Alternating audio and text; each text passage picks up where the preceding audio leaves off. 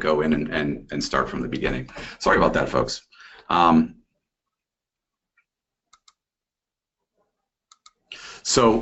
topic of this is analytics at Amazon speed. And so what does that mean, analytics at Amazon.speed? I'm sitting here in New Jersey at, and anyone knows the center of the U.S. pharmaceutical industry is in New Jersey. One of our customers is a head of an analytic team with about several dozen people working under him to actually produce analytics to help run the company, marketing, sales, operations. And his perspective is that he's competing with Amazon. And it's not that Amazon is shipping charts and graphs to his customers, or it's not that his Amazon has data centers. It's really that his perspective is that his customers can get a box shipped from France or a box shipped from California overnight. And so they bring that same perspective to his analytic work. If they have a question that needs to be answered, they want to be able to get it right away. And so his perspective on analytics is that to be a data-driven organization, you need to be able to handle answering high-level business questions or even low-level business questions from your customers quickly. And so that's why we call this webinar Analytics at Amazon Speed. And so we're going to talk about three things in this.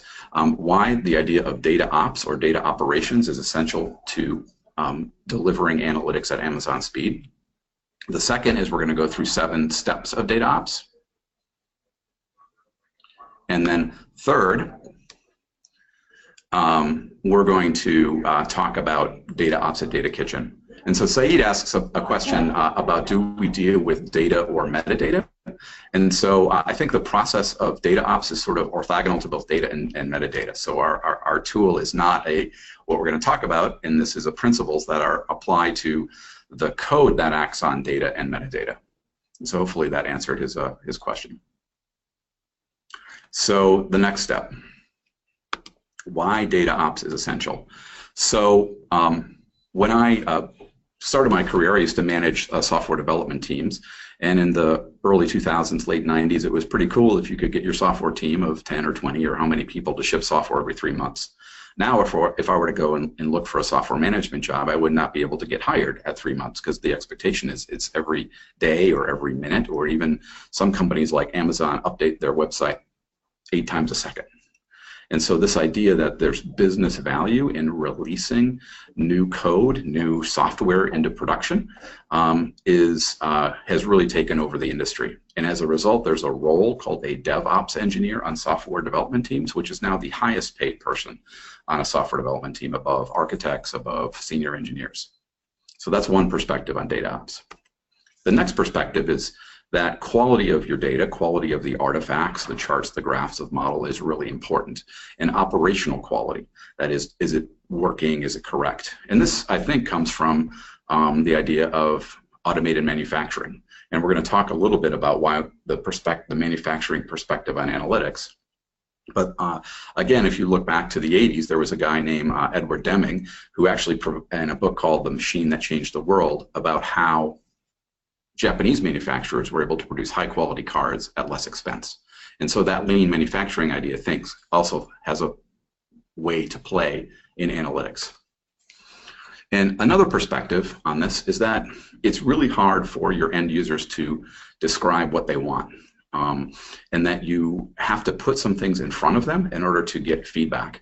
And that there's 2 laws, Humphrey's laws and Zipf's laws, which kind of says this about the same thing, that you can write a lot of specifications, but once you put it in front of the user, they will give you a different view of the world, and that users really need to touch and feel it. And so I guess from my perspective, I'm sort of done writing long requirements documents that show what users need. That if you can get it to them earlier and get their feedback, you have a much higher fidelity of getting what your end users and end customers want. And finally, there's a few more slides. 50% of all analytic projects fail to either meet budgets or to either meet requirements. And this is from Gartner Group. And there's a lot of different reasons for that, but one of the big reasons is that this idea that successful projects are really about creating a flywheel of innovation by having teams of people, data engineers, data scientists, data analysts, work together to take a data set, deliver value through insights, either in charts or graphs or models or data sets, get feedback, requests, updates from a customer, and then improve upon it by adding more data sets, more business rules, more visualizations. And this flywheel, this circular flywheel of innovation, this cycle time of innovation, is actually a primary metric of how you should drive your teams to deliver value. And so what does that mean? How do you succeed in this case? Well, we think that in some ways it's a mindset change to a data ops perspective. And there's three groups in that. One is really the emotions that you have. And I noticed that a lot of organizations will be caught in change fear, where it takes them, for instance, 3 to 6 months to update 20 lines of SQL from a development database to a production database. Or they're caught in the opposite, where there's sort of the person who knows everything, the person who's the hero, and has got the whole system in their head, and they become a bottleneck. And there's that book, The Phoenix Project, talks about the theory of constraints, where that hero is all trying to do the right thing, but they end up being a bottleneck. And so we want to go from an attitude of fear to just focusing on change velocity and cycle time, from an attitude of being a hero to making a repeatable process. And second is, we believe that quality is really shouldn't be a hope operation. You shouldn't hope that your data integration or data analysis just works. You should be able to prove it, and that your operations and quality checks should all be automated. And finally, we have a perspective that for us, it's data and metadata are important, but we're actually more interested in the code that operates on the data or the metadata. And for us, we'll talk a little bit about what that code means. So we're a code-centric approach. And we also believe that there is no sort of one tool that people will use. There's no sort of Uber tool that everyone does everything in analytics. That most companies have tools, have several BI tools, have several different versions of analytic tools. There's an R versus Python versus SAS data science war that I don't want to get into. They have different databases, so it's a heterogeneous, diverse world. And so you need to kind of change how you think from this perspective. And so we're going to talk about what that means in terms of 7 concrete steps that you can take to implement data ops. And these are really a best practice that we've got through our long career, and we'll talk about them now. So what are those 7 steps? So the first one is orchestrate 2 journeys. The second one is adding tests. The third is version control, branch and merge, use multiple environments, reuse and containerize, and parameterize your process. And these ideas kind of come from that heritage that I talked before. One is Agile, which is a methodology to deliver software quickly, kind of how you organize your teams. But the realization for us is that how you organize your teams is great, it's necessary, but insufficient to be able to deliver analytics fast with high quality using the tools that you love. The second, it also comes from software, this idea of dev operations, DevOps, and then the third is manufacturing, and we'll talk about where all those ideas come from and how they show up in the 7 data ops steps. So the first one is, how do you orchestrate data to customer value? So every analytic process I've ever seen sort of starts with data on one side from one source, many sources, and goes through a series of steps, of production steps to deliver value. In this case I've shown there's a bunch of different tools that act on that data to deliver value. There's maybe some access code that's written in Python that pulls it out. Maybe there's an ETL tool that transforms the code, takes it from raw tables to a database. Maybe that runs in a big database. Maybe that runs in a small database. Maybe it runs on files. And then sometimes you have a predictive model that's actually acting on the data to create, for instance, a customer segment. Then you have visualization, maybe a Tableau workbook, and then reporting in Tableau Online. And our perspective on data ops is every one of those tools is producing code. And that code has a real meaning to someone who comes from a software development background, because code means complexity. Code means, from a software development manager's perspective, means worry. Because if people are writing code and changing code, they could not only create problems, they could break things that happened before. And so whether your people are writing Python code, whether they're using an ETL tool, and this has got a picture of Pentaho, whether they're using predictive model code, like they're writing something in R or using a Jupyter notebook, or even Tableau, which you think would just be configuration. But in reality, you're putting a lot of logic and code into it, either from if-then-else statements, from groupings, or even now Tableau allows you to embed Python in. So our perspective is that analytic processes are like manufacturing, and they start with data and deliver value. And like a manufacturing line, there are tools that act on that line. Those are all the $100 billion a year, BI and big data and now AI and data science industry. And those tools are really using code and to actually get the job done. So the second perspective is that teams have to actually innovate and try new things. And so there's an idea pipeline that happens where your data scientists, your data analysts, data engineers are creating things. And those creating things need to get into the hands of your business customer or your production system. So how do you deploy these things from idea phase into production? How do you help people create an environment where they can actually play around, a sandbox environment? How do you have that environment replicate what's in production? And then how do you deploy it from that environment into your live system? And this is a problem that a lot of companies, they have data warehouses that take months, they have predictive models that take time to get into production.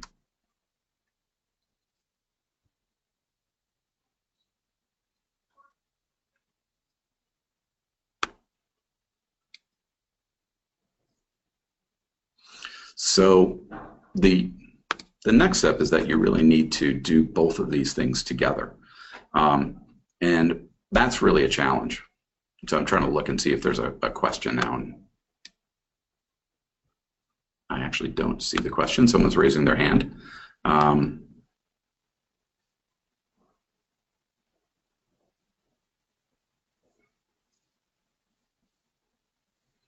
So we talked about the value pipeline, which is about delivering data to value, and the innovation pipeline, which is about creating ideas or getting no code into production. Both those things actually have to happen at the same time. You've got to sort of run the production line and change the production line at the same time, or else you get into an issue where you learn about data quality or production issues from your customers, or you deploy something into production and it breaks, both of which are kind of embarrassing for you as a team member or a manager.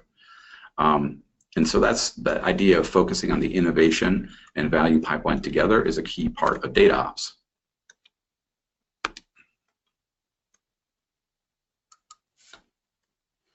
The next step in DataOps is really to automate testing.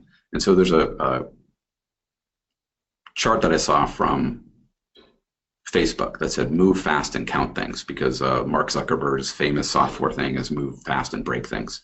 And that actually really applies to analytics. You want to be able to move fast, have data go through your value pipeline in a streaming way, in a big data way, a small data way. But you want to make sure that as that data moves through, as that data updates charts and graphs and predictive models, that you monitor the production quality of the data. And we'll talk about what that means. Likewise, you're actually, as people are changing things, you need to monitor and test the quality of the code, the Tableau workbooks, the predictive models, the SQL, the ETL code that they're putting into production. Both of those things need to be automated and tested. And that's partly what the two purposes of testing or monitoring, to ensure quality of production and ensure quality of code.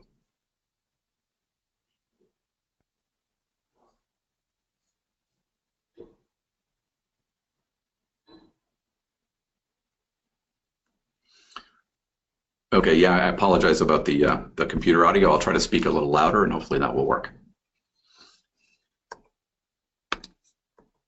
So what does that mean to automate quality in production? Well, again, if you look at it as you look at your analytic process as a production line, data goes in one side, artifacts like charts and graphs and models act upon the data, ETL code act upon the data. You've got to look and see, is your data free from issues?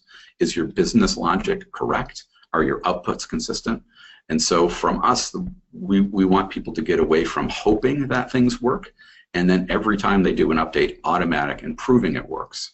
And so this is a way to monitor, because every data is always dirty, data is always changing, and you need to be able to discover problems in your raw data before your users see it. And so this test data and keeping the test results is an important part of what you do to automate and monitor tests in production. And finally, data is different in the sense that data can be wrong, just erroneous. Data could also be weird in that you have to look at it and investigate it. And so you need to keep track of what's happening with your data. Are things increasing? Are things decreasing? Is there seasonality in the data? What's the difference in the data from last time or before? And you need to have tests that support at least 3 types: an error, sort of stop the line, like in the Toyota production system, a warning, or an info. And so there's a lot of techniques in testing analytics. There could be input type tests, which are conformity and count, history and balancing week over week, consistency over time, field validation. There's even ones on business logic, where a lot of times I've experienced where you put a set of untested data in front of a business user, and they can within 3 seconds say that the data is wrong because they've got an intuitive model in their head of what the data is. And so being able to have those high-level business logic instantiated in automated tests. And finally, there's output testing. Are your charts and graphs updated? Do you still have 10 tabs in your workbook? Is your predictive model still in range of predictive accuracy? And so these tests are something that you need to build and need to run every time you run your system. And finally, what we also think, since there's 2 things that are going on, a value pipeline and an innovation pipeline, you should be able to run all your tests in your development environment and add new tests in your development environment. So that way you haven't broken anything. And that has really 2 benefits. One is that it gets away from heroism, where there's the one person who is the bottleneck, who knows the whole system in their head. And when you have junior people who maybe don't know the whole system, it gives them confidence that they can run all the tests, that they can deploy something into production and they haven't messed anything up. And it also helps reduce the time and effort that it takes for that person, that heroic person, to deal with sort of minor tasks. And so we also think you should run them all in development, and you should automate that process of moving things from a development environment into production. Think of it as a one-button deploy. The third point is use a version control system. And so our perspective that analytic work is just code, whether it's in R or Python or scripts or Tableau or predictive models. And since it's code, you should put it in a version control system, like Git is an open source system. And the benefit of that is we actually think a lot of analytics focuses on data, but we actually think the things that act on the data, the code, is actually a key intellectual property of your organization. And if your company is trying to be data-driven, trying to do cool things with your analytics, you don't want that stuff walking out the door or on a shared drive that could be deleted. And so keeping versions of it over time and keeping track of it in a single place is a good best practice. And if you have that, you are also able to do something interesting. Once is that you're able to branch and merge. And what does this mean? If you ever go into a software developer's office, you see these kind of weird herringbone diagrams. And what it really means is, how do you get people working together, a group of people on a similar set of tasks? And so in the middle line in this diagram, there's one that's kind of in production. But you look task A and task B, they could work on separate branches. And those branches can then merge back together. And this is instead of just overwriting files, what Git and other version control systems provide you is kind of Excel track changes for groups on steroids. The fifth one is use multiple environments. Whenever I was a software developer, I always had my development box. And the first thing anyone who joins a software team, they spend days building their development box. And so to really have a place where your sandbox environment, where you or a subgroup of your team can work, you need to have a data set that you can work on. You need to have hardware that you can work on. You need to have software that you can work on. You need your sandbox in and of itself. So you need to take kind of a copy of what's in production and be able to play with it. And so that's the idea of using multiple environments. And these multiple environments don't necessarily need to be dynamic. Like if you've got a cloud, you work in Amazon or Azure, it's more straightforward to spin up hardware and software, but they also could be static. But you need to have separate development environments from your production environment and a process to get it forward. And so one of these things is that they need to be coupled. So you need to be able to take a branch of your code and have it run in that separate development environment. And so analysts kind of need a control environment for their experiments. People talk about data science, and so data scientists will work and try to have a place to do their science. And so you can have your own environment with your own code, run your own tests, make sure everything's right, add tests, and then merge it into production. And so sixth, there's another set of enabling ideas and technologies in data ops. One is reuse. And so whether you're, what you want to make sure that you build kind of reusable code, think about your work as code and don't use kind of software development ideas and methodologies to get it done. And then you also want to be able to reuse both the code and kind of the results. If you've got a long-running process that takes 12 hours to run, you don't want to have to run it every time you make a change. Maybe you can reuse part of it. And likewise, since you're trying to create an environment to do your work, your environment that you're playing with, your sandbox environment, should replicate your production environment. And so you need to practice environment version control, i.e., is the Python library I'm using on my development machine the same as the Python library I'm using production? And so there are enabling technologies to do that, Docker, Amazon Machine Instance virtualization. But if you're, one of the principles of DevOps is sort of scripted environment version controlled environment version control techniques. And the last technique in DataOps is parameterize your processing. So think of your value pipeline as a big function that you can call. I'm getting data, I'm transforming data, I'm visualizing and modeling data, but maybe I don't want to do all of it. Maybe I want to have a smaller subset of data. Maybe I want to run the beginning, maybe I want to run the middle, maybe I want to run the end, maybe I want to try something new. And if you could think of it like a function, you can vary your inputs and outputs and steps in the workflow. Also, if you think of it like a function, you can make a time machine where I can take yesterday's data or last year's data and run it through today's process. And so parameterizing your processing is a technique to enable you to give you great flexibility. And so those are really the 7 steps of data ops. And so I'll give a quick example of how we do it and how some of our customers do it. So from the first one, select a story. That could be, and a story is sort of a requirement or a unit of work in Agile processing. And then you need to do a couple things. Create a branch in version control, create an environment to do your work. And in that environment, implement your feature. Let's say it's a new SQL or a tweak to a predictive model. Write new tests against that feature. Run the new and existing tests. Check your code back into the branch. Merge to the parent branch. Delete the environment. And then run updated production or deploy to production. And so this enables you to move really fast. And so I see a question.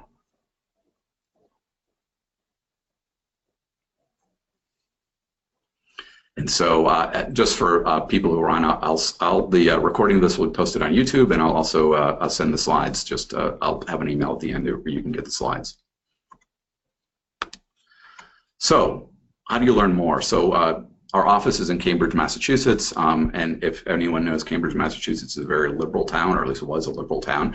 So we taking that idea, we produced a data ops manifesto, and instead of having 7 steps, it's got 21 steps. So if you want to learn more or sign the manifesto, it's a way to think about data ops as a movement or something that is every analytic team can use. And so finally, data ops at my company, DataKitchen, I only have 2 slides to talk about what we do. So all those 7 steps that we talked about: orchestrate 2 journeys, add test and monitoring, use a version control system, branch and merge, use multiple environments, reuse and containerize. If you believe that those things are essential to going fast with your current tools, you have kind of 2 choices. I guess from our perspective, believing in these ideas is the most important.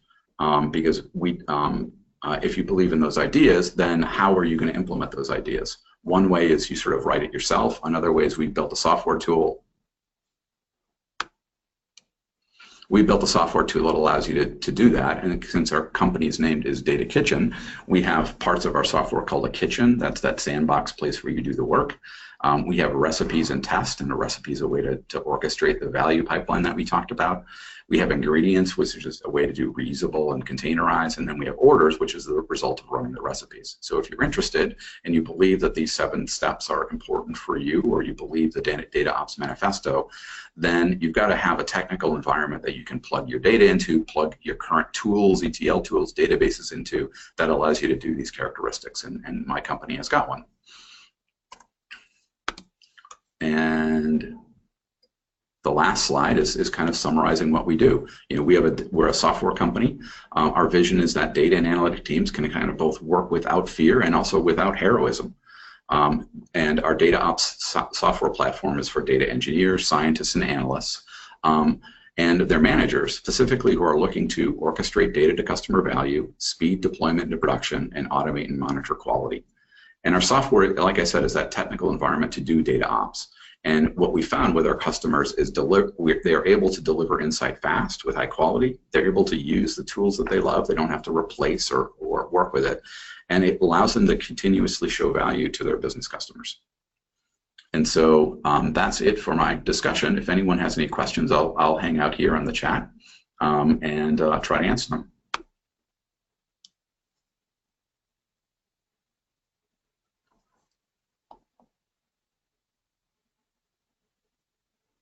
All right, great. Well, thank you very much. Don't hear any questions. If you want to get more information, all you got to do is send me an email, chris@datakitchen.io. Look at the DataOps Manifesto and sign it so you can join our movement. We have a blog, and we have a Twitter feed and also a YouTube channel where you can learn more about DataOps. So again, thank you very much. And if you have any follow-up questions, please feel free to send me an email. Thank you.